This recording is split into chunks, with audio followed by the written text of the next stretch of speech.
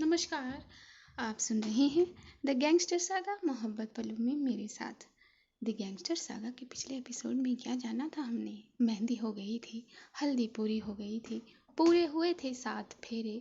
वो सिंदूर विधि को भी आज मुकम्मल कर लिया था अमाल और कविशा ने। पंडित जी महाराज के मंत्रों के साथ पूरी हुई थी ये शादी, संपन्न हुआ था ये ब्याह। और सबके सब जरा भोज के लिए बैठ गए थे। वो पंडित जी का बड़ा बड़ा पेट जिस पर वो हाथ फिराते हुए अपने 56 भोग के आगे बैठे हुए थे। इमेजिन किया था आप लोगों ने? हाँ, किया ही होगा। आइए अब अगले एपिसोड पर चलते हैं। अरे पंडित जी, कुछ और चाहिए? देरी तो नहीं हो रही आपको? उदय ने जरा छेड़ दिया था पंडित जी को। बालक, दुष्ट, मुझे छेड़ते हो? अरे क्या बात कर रहे हैं पंडित जी? आपको छेड़कर मैं कहाँ जाऊँगा? आपके चरणों में मेरा दंडवत प्रणाम स्वीकार करिए। और पंडित जी, ज़रा ये बताइए, मेरा ब्याह कब होगा? उदय ज़रा करीब हो गया था पंडित जी के। तुम्हारा तुम्हारा विवाह? बालक, तुम्हारा विवाह तो योग्य ही नहीं है। क्या बात कर रहे हो पंडित जी? अरे कैसी बातें कर रहे हो आप? आप अपना भोज खत्म करिए, चलिए जल्दी करिए। प्रतीक्षा नहीं कर रही आप आपकी एक बीबी और 2 बच्चे? उनके जैसे ही शब्द बोल दिए थे यहाँ उदय। अब तो तुम्हारा ब्याह बिल्कुल नहीं होगा और मैं नहीं होने दूंगा। अरे क्षमा पंडित जी, क्षमा क्षमा क्षमा। ये कहते हुए हाथ जोड़े हुए उदय ज़रा पैर पड़ गया था पंडित जी के। यहाँ यहाँ किसी के हाथों को किसी ने थाम लिया था। ये घूंघट लिए बैठी कविशा सिर्फ और सिर्फ अपनी निगाहों से तिरछा देख रही थी, क्योंकि उसके दाहिनी तरफ जो बैठी थी अमाल, जिसकी निगाहें सिर्फ कविशा पर थीं हमेशा की तरह। ये घूंघट हटा दो ना, धीरे से फुसफुसाया था अमाल ने। गर्दन अपनी नाव में हिला दी थी कविशा ने। क्यों? नहीं हटाऊंगी। उफ, आज भी जान ली बात यार फेंकने हैं। फेंकनी है। अच्छा, तो फिर मुझे भी नहीं खाना। चुपचाप खाना खा लो, वरना वरना क्या? अमाल ने पूछा था। वरना मैं मॉम से बोल दूँगी। नहीं नहीं, मॉम से मत बोलना, डर गई ना? क्या है ना, मॉम की चहेती अब उनकी बहू हो गई होगी, इतना मैं जानती हूँ मॉम को।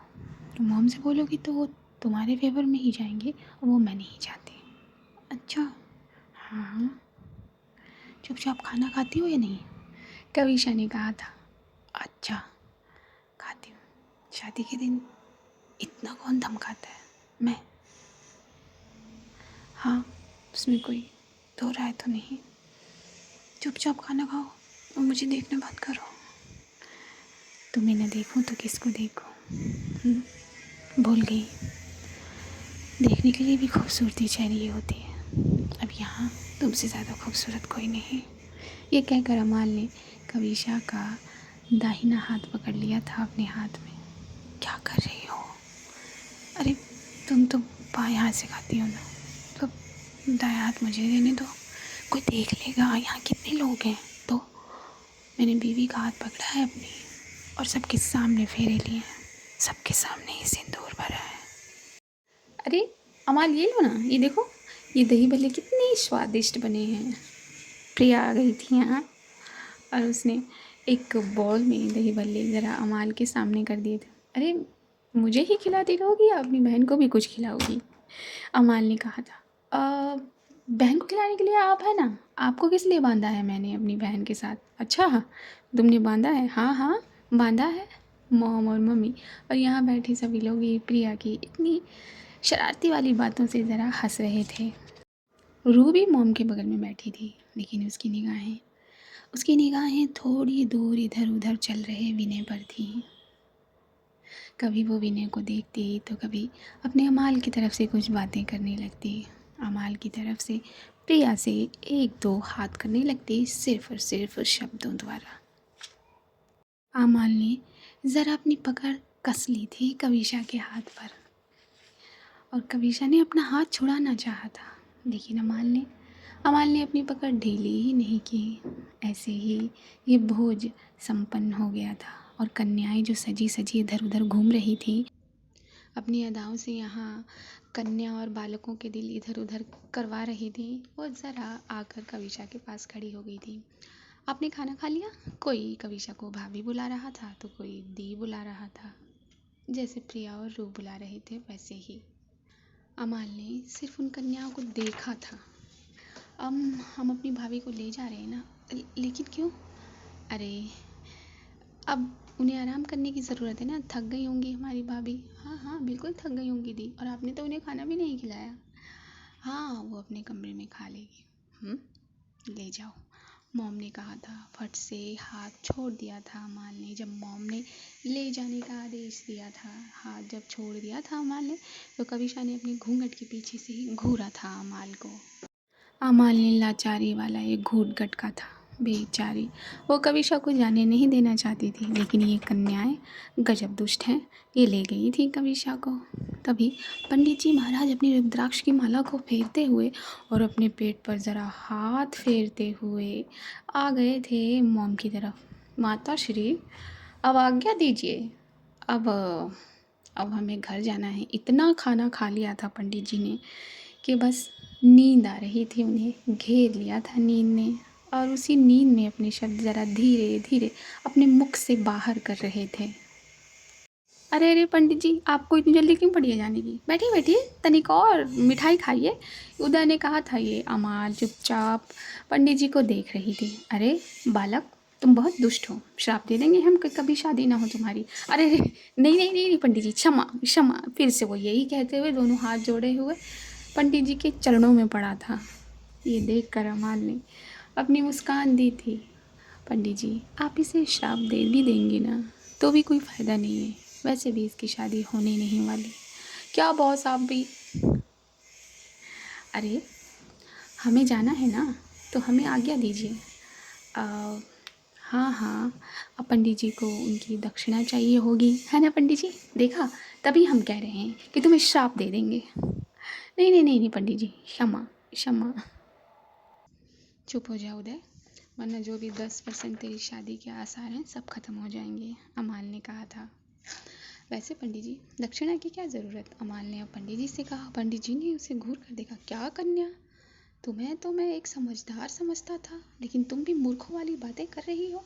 हाँ, जल्दी से हमें हमारी दक्षिणा दो ताकि हम अपने घर जाएं, क्योंकि हमारी दो बीवियाँ, एक बीवी और दो बच्चे, एक बीवी और दो बच्चे हमारी प्रतीक्षा कर रहे हैं। हाँ हाँ पंडित जी, आपको देते हैं दक्षिणा, मॉम ने कहा था। और मॉम ने एक बड़ा सा लिफाफा निकाल कर पंडित जी के सामने कर दिया था। पंडित जी ने दोनों हाथों से उस लिफाफे को अपने हाथ में भर लिया था और अपनी गर्दन हिलाते हुए आभार प्रकट किया था मॉम का। अच्छा, अब हमें आज्ञा दीजिए। हाँ, पंडित जी का झोला जो पूरा हो गया। उदय ने फिर बड़बड़ाया। बालक, तुम क्या ऐसे होठों को हिला रहे हो? अग कुछ नहीं पंडित जी, क्षमा क्षमा। हाँ ठीक है, वैसे जब तुम्हारा ब्याह होगा तो हम ही आएंगे। हाँ हाँ पंडित जी, आपको ही बुलाएंगे। चलिए। उदय ने अपने बाहिने हाथ से ज़रा चलने का इशारा किया था पंडित जी को, और वो गाड़ी में लेकर पंडित जी को छोड़ने चला गया था। यहाँ यहाँ अमाल ना चाहते हुए भी कुछ कुछ मेहमानों को संबोधित कर रही थी, मिल रही थी, बात कर रही थी। करना पड़ेगा, उसकी शादी है और ये लोग उसी के लिए यहाँ प्रकट हुए हैं। मॉम भी कुछ लोगों से मिलाने लगी थी यहाँ अमाल को। कुछ बहुत बड़े बड़े माफिया के जो गैंग के बड़े बड़े मेंबर, या फिर ये कहें कि सबके सरदार थे, वो इस शादी में आए हुए थे। तो मॉम उन्हीं से अमाल को मिलवा रही थी और काका दूर खड़े ये सब चीज़ें नोटिस कर रहे थे। तभी वक्त आगे चला गया था। मम्मी और मॉम ने ज़रा अमाल को अब चलने के लिए कहा था। सभी लोग घर की तरफ प्रस्थान कर चुके थे। जो भी बाहर से आया था, जो भी अपने घर जा सकता था, जिसे हवेली में रुकना था, वो भी अपने अपने कमरों की तरफ, अपने अपने ठिकानों की तरफ अपने अपने कदम बढ़ाने लगा था। अमाल ने कुछ दास को कहकर सभी बेकरी के कर्मचारियों को उनके घर पहुंचाने का आदेश दे दिया था, और सभी को एक या दो कार्स में बिठाकर, गाड़ी में बिठाकर उनके उनके घर ले जाया गया था। अब कुछ बुज़ुर्ग महिलाएं भी थीं, ज़्यादा बुज़ुर्ग नहीं, सिर्फ अमाल से बुज़ुर्ग, जिन्हें आप भाभी कह सकते हैं। तो वो अमाल को लिए अब उसके रूम की तरफ बढ़ने लगी थी। अमाल बेचैन थी कि कब वो अपने रूम में जाएगी और कब कविशा को सामने पाएगी, कब उसका घूंघट उठाएगी और कब उसके चेहरे का दीदार करेगी, जो कब से इंतज़ार कर रही है। तो ये लोग अब पहुंच गए थे अमाल के रूम पर। जैसे ही अमाल ने कदम अंदर रखना चाहा था, वैसे ही प्रिया और रू ने आके द्वार जो है वो छेक लिया था। अरे ये क्या है, ऐसे कैसे जाने दें हमें कि आपको? अरे अभी मैं भाभी की साइड में की, तो आप मुझे नहीं डांट सकती, रू ने कहा था अपने कंधों में अपनी गर्दन को ज़रा घुसाते हुए। हाँ बिल्कुल सही कहा रू ने। अमाल, आप ऐसे नहीं जा सकती। आपको क्या लगा इतनी जल्दी आपको आपकी बीवी मिल जाएगी? न न न न न न। उचकाकर अपनी भाभी प्रिया छेड़ रही थी अमाल को। बीवी की क्या ज़रूरत है, तुम्हें लेकर दूसरे रूम में चला जाए? ये सारी बातें नहीं कर सकती हैं आप अमाल। आपको नेक देना होगा, तभी अब आपको अंदर जाने का रास्ता मिलेगा। और कविशा अंदर से ये सारी चीज़ें सुन रही थी, हंस रही थी। अब उसने अपना जो घूंघट है वो ऊपर कर रखा था। पीछे खड़ी मॉम और मम्मी भी मुस्कुरा रही थी। जब द्वार छेक लिया था रू और प्रिया ने, तो अमाल ने अपनी गर्दन को मोड़कर मॉम की तरफ किया था। मॉम ने आंखों ही आंखों में इशारा किया, ये मसला, ये लड़ाई तुझे अकेले ही लड़नी होगी। तो बस अमाल अब बढ़ चुकी थी लड़ने के लिए। अच्छा तो क्या चाहिए तुम दोनों को नेक में? दोनों को नहीं, हम सबको। तभी वो सुंदर सुंदर कन्याएं रू और प्रिया के पीछे आकर खड़ी हो गई थी। अरे जाने दो, बाद में ले लेना जो तुम्हें चाहिए। तभी अमाल के पीछे खड़ी भाभीयों ने, जो अमाल की साइड थी, उन्होंने पुकारा, नहीं नहीं नहीं, बात का हमें नहीं जानते, हमें अभी चाहिए। ये बात का करते करते ना बाद में ही हो जाता, फिर कोई नहीं देता, फिर कोई नहीं पूछता जब एक बार बीवी हाथ में आ जाती है। अरे क्या चाहिए आप सभी को? अमाल ने पूछा। ये कोई पूछने वाली बात है, ज़रा कुछ निशानी विशानी दी जाए। ये कहकर प्रिया ने ज़रा अपनी गर्दन को रगड़ा था अपनी इंडेक्स फिंगर से।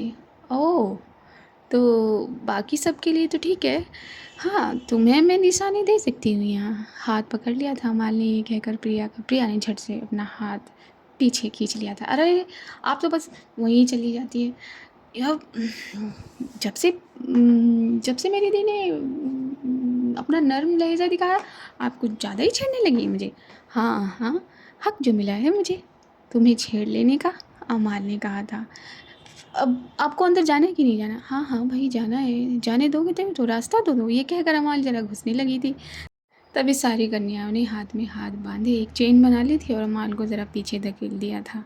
अरे ये तो बहुत ज़िद्दी लड़कियां हैं भाई, मानती ही नहीं। आजकल की लड़कियों का यही मसला है। पीछे जो अमाल की खड़ी थी भाभियाँ, वो कह रही थी, क्या भाभी, आप लोगों का होने का कोई फ़ायदा नहीं है? अमाल ने कहा था पीछे मुड़ते हुए। अरे क्या करें, ये जिद्दी लड़कियाँ हैं, दे दो ना, देकर जल्दी जाओ। हाँ हाँ ठीक है, बोले तो सही कि इन्हें क्या चाहिए।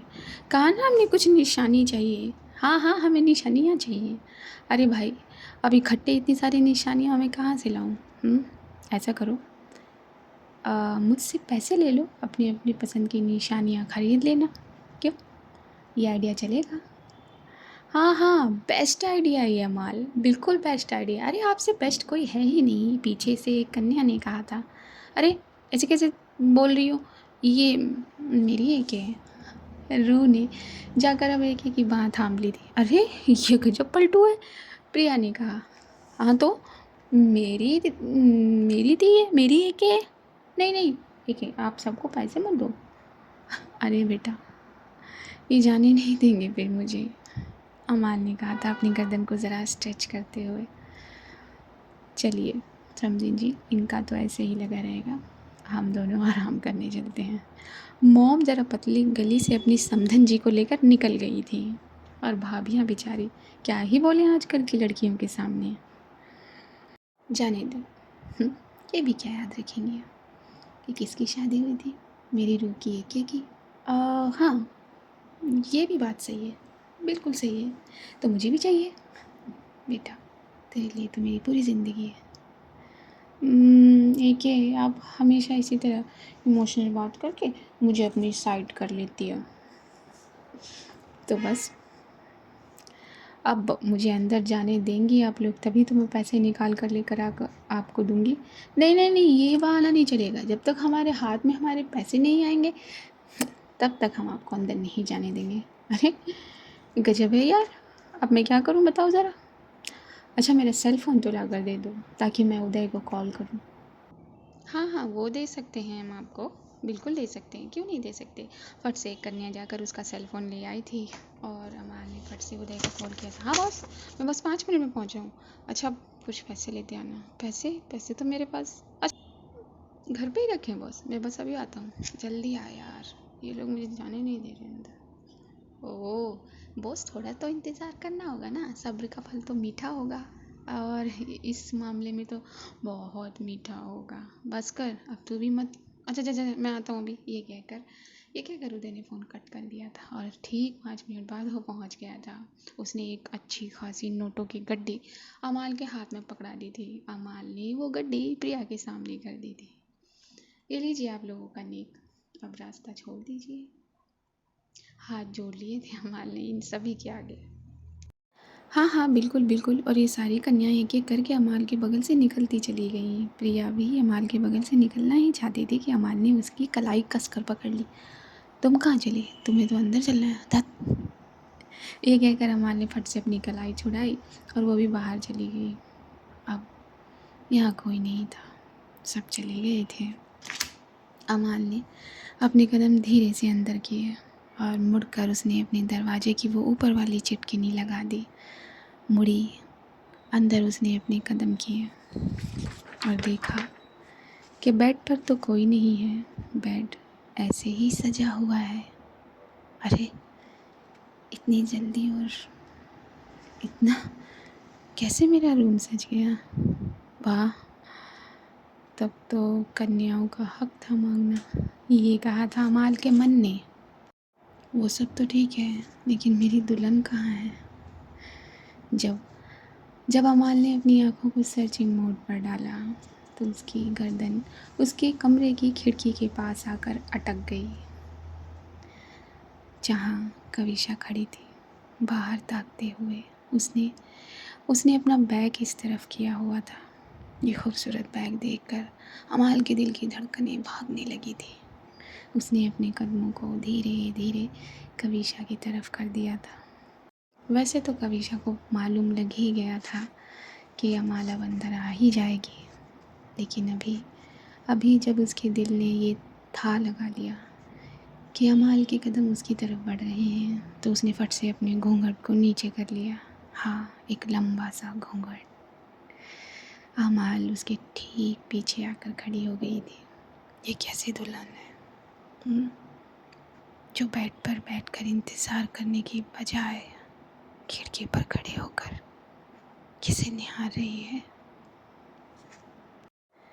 कविशा के कानों में जब ये लफ्ज़ पड़े तो उसे एक अलग एहसास हुआ, जैसे जैसे किसी ने छूकर उसके पूरे बदन के रोम को भरभरा दिया हो, जैसे किसी ने छूकर उसके दिल की दीवारों को ज़रा झकझोर दिया हो।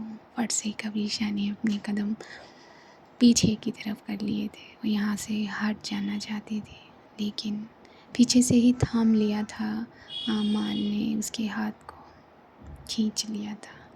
वो अपना हाथ अमाल के हाथ में छोड़े 2 कदम आगे ले गई थी, लेकिन और आगे नहीं जा सकती थी। बस भी। और कितना इंतज़ार कराओगी।